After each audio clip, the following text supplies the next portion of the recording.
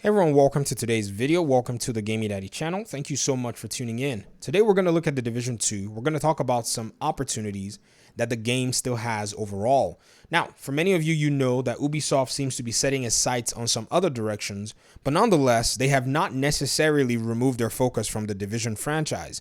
In fact, mathematically, it is quite impossible for them to be able to take that as a measure because Ubisoft understands and knows that the entire Division franchise has received a total of over 40 million players. This is between both games. Even if you want to run the percentage as a 90 to 10% or whatever, they still have a potential 40 million players that could buy a third game if they were to release it. Even if a quarter of those players were to buy another game, it would still be a success. So they don't really have to do much work. It's already a player base that's available for them to tap into whenever it is that they're ready or have a product that this particular community can actually work with. If you ask me, this is the premise within which I'm actually going to be setting this video forward before you guys.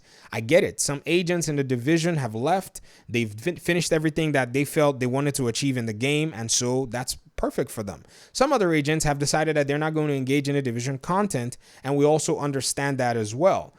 On the other hand, if you actually look on the other side, there are agents who are still continuing to play this game, who've set mile markers for themselves, who've set goals for themselves, and I can guarantee you they have a lot more playtime left to go.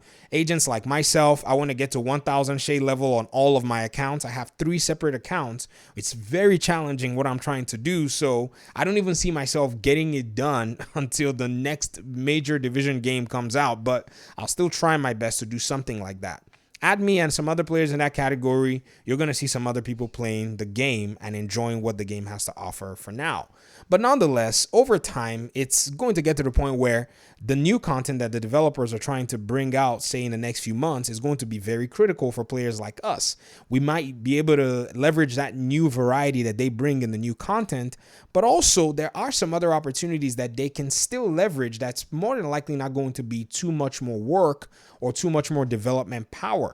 Why is it important? It's important because if they're going to work on their Division 3 game, they require for this audience to continue to stay alive in the sense of stay participating in the game. For those of you who don't know, there are conversations that a Division 3 game is in the pipeline and still in the works. And from the math that I gave you, Massive Ubisoft has a potential 40 million potential players that could play another Division game. And even if only 25% of them play the game, it's still going to be a major success. They literally don't have to lift a finger. So if they understand this, they're probably going to be going from that direction. And so what are these opportunities? Some of the opportunities involve missions, involve gear, involve reasons to play the game. And we're going to be exploring them in this particular video. First of all, if you guys remember, the onset of Warlords of New York brought about a level 40 only mission category, which was the Legendary Stronghold. This was only available to players who are at level 40, and you could go back to Washington, D.C. and play legendary missions from the different capital, from the different strongholds that were available in the mission. So you could play a Capitol building, that's what I meant to say, which is a stronghold belonging to the True Sons, but this have been occupied by the White Tusks enemy NPCs. You could also play District Union Arena, and you could also play Roosevelt Island. These are the 3 legendary strongholds available in the game. You can also play legendary missions in the Summit, which was a mode that was added later on after this. And if you think about it, there are still 2 other strongholds that have not been addressed in terms of legendary missions. You have the Manning National Zoo, and you also have Tidal Basin.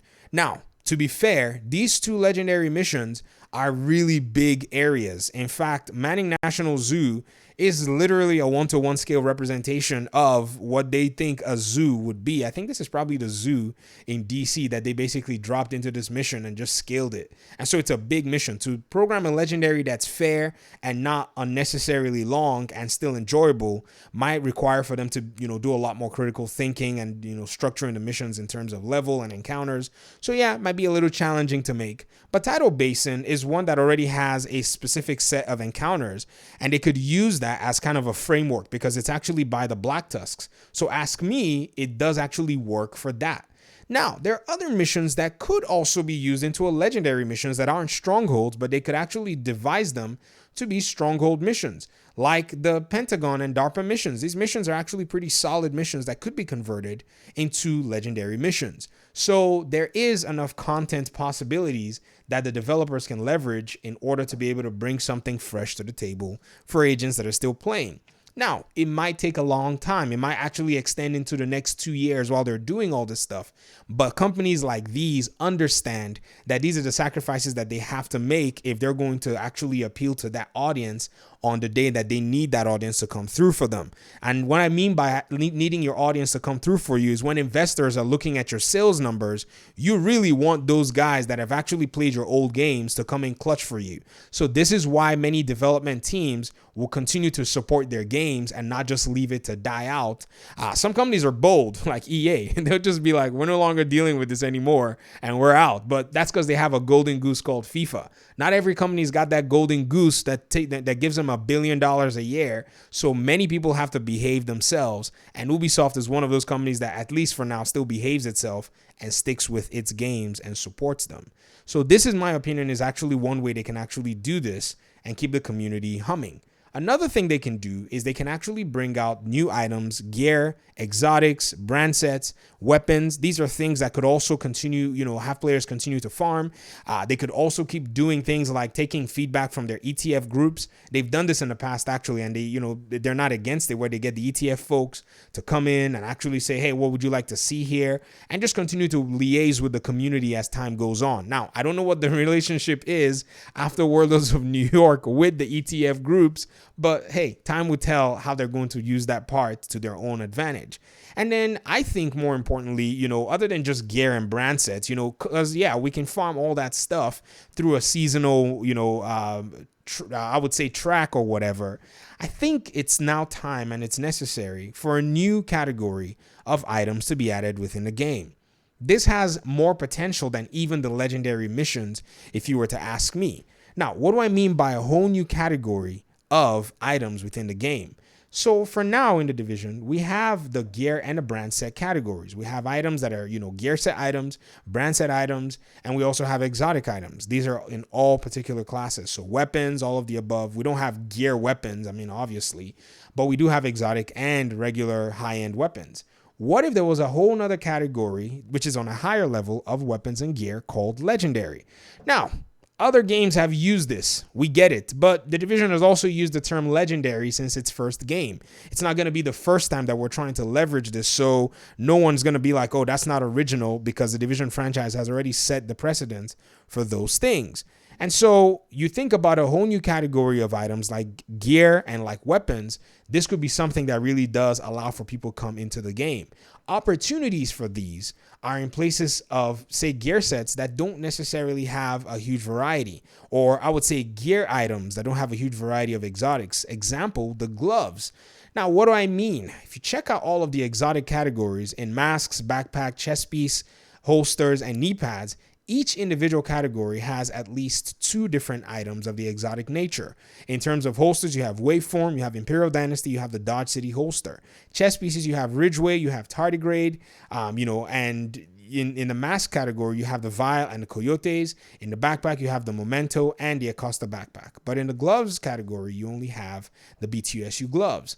Now, I think this is where an opportunity lies for them to kind of start this off from. They can bring an item, pair of gloves, that is in the legendary category that allows for the one power fantasy a lot of PvE players will like to explore, which is in you being able to use multiple exotic items at the same time in the same category, in regard to maybe weapons or even in regard to maybe gear. This, in my opinion, is actually going to be something that interests a lot of players to come in. Now, I get it. That might make PvP absolutely busted. But again, this could also be locked out of PvP, in order for them not to deal with a lot of the balance issues.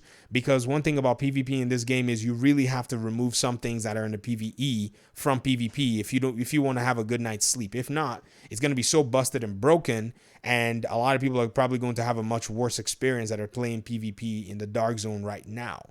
And so if you kind of add up these opportunities, I still see a good 8-9 months out of them actually doing this. And then over time, restructuring the way these missions work. And then even further moving into a map mode like New York. New York is still a viable map within the game, and they can use it to do all kinds of different things. They can add more legendary stronghold and all of that stuff.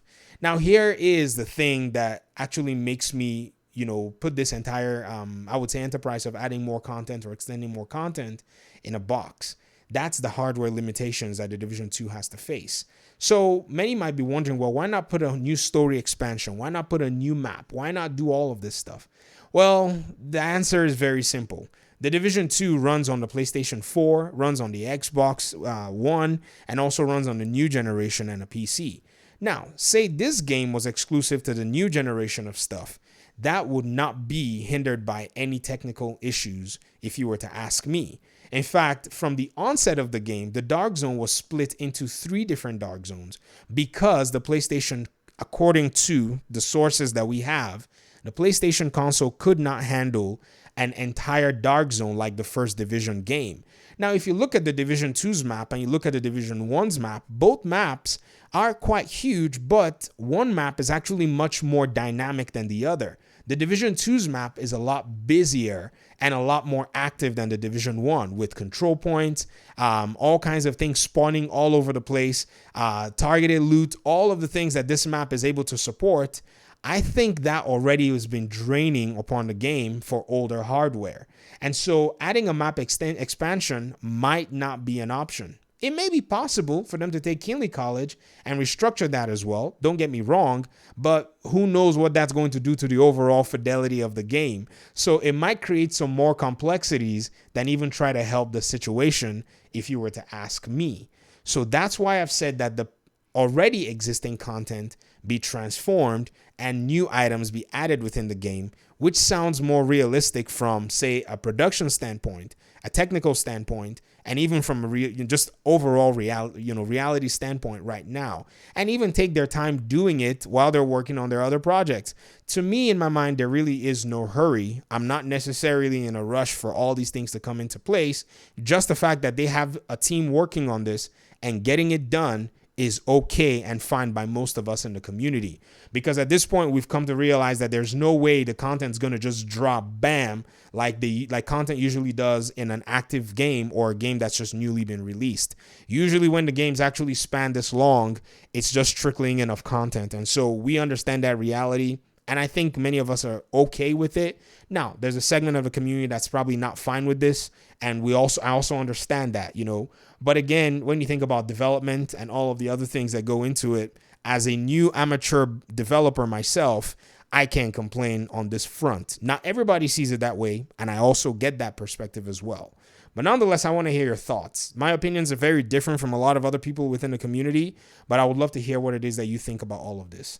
Talk to me in the comment section. Hopefully we'll see in another video. Peace out.